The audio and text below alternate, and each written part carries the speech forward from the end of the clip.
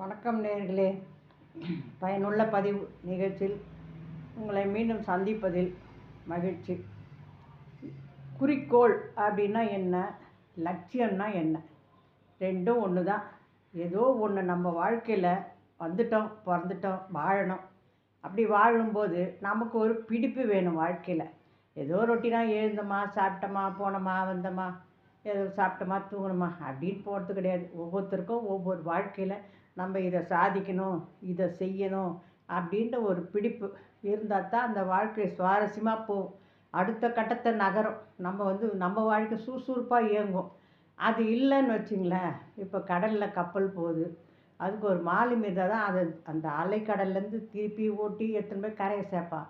அதுக்கு யாரும் இல்லை, ஒரு மாலுமியே இல்லைன்னா அந்த கப்பல் எப்படி போகும்?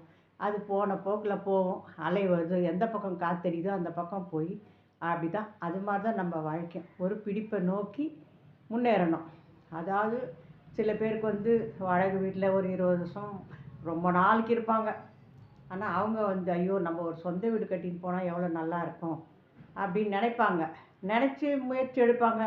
அது முடியலன்னா விட்டுருவாங்க.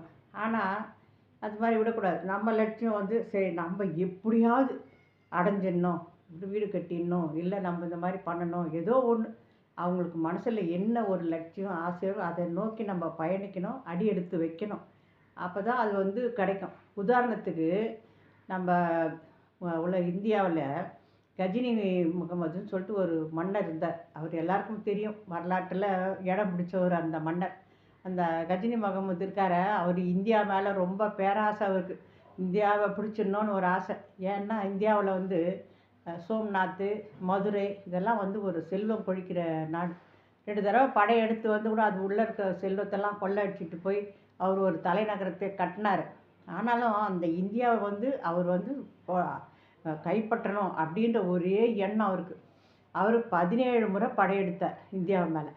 17 முறையும் அவர் தோற்று போயிட்டார். 17 முறையும் அவர் இந்தியாவை கைப்பற்றவே முடியல. ஆனால் 18வது முறை அவர் ஜெயிச்சிட்டார், வெற்றி பெற்றுட்டார். அது மாதிரி நம்ம முயற்சி எடுக்க எடுக்க ஒரு எண்ணத்தை, ஒரு லட்சியம். அவருடைய லட்சியம் என்ன, எப்படியோ விடுறதில்லடா, இந்த இந்தியாவை ஜெயிச்சே ஆகணுன்ற ஒரே ஒரு லட்சியம், ஒரு வெறி, ஒரு குறிக்கோளில் அவர் இந்தியாவை கடைசியில் கிடச்சிது. அதுபோல் நம்மளும் ஒரு லட்சியத்தை நோக்கி பயணிக்கணும். எந்த லட்சியத்தை நோக்கி பயணிக்கிறோமோ அது மேலேயே ஒரு கண்ணாக இருந்தால் அந்த லட்சியம் கண்டிப்பாக நம்மளுக்கு நிறைவேறும். அந்த ஆசைகள் நிறைவேறும். ஒவ்வொருவருக்கும் ஒரு ஆசை இருக்கணும். இருந்தால் தான் வாழ்க்கையில் ஒரு பிடிப்பு, ஒரு நல்லது எல்லாமே. அதனால் வாழ்க்கையில் நமக்கு ஒரு லட்சியம், ஒரு குறிக்கோள் கட்டாயம் தேவை. நன்றி. வாழ்க வளமுடன். வணக்கம்.